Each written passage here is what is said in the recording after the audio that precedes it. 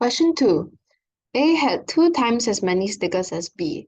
After A gave 30 stickers to B, they had the same number of stickers. So how many stickers did A have at first? Okay, so we know that this is an identical AND question since they both end up with the same number of stickers. So let's draw our models.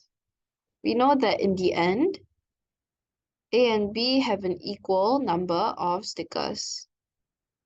And we know that at first, A had 2 times as many stickers as B. So let's add one more unit for A.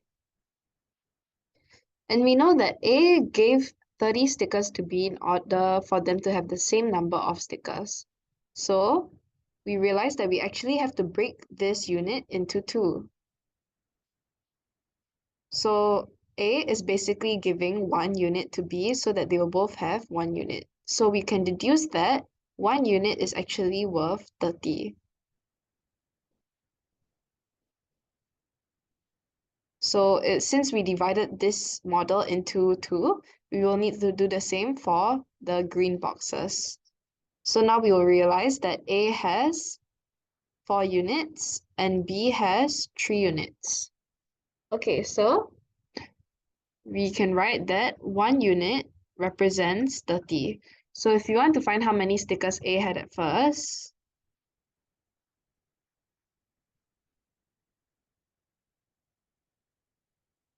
we would have to find the value of 4 units.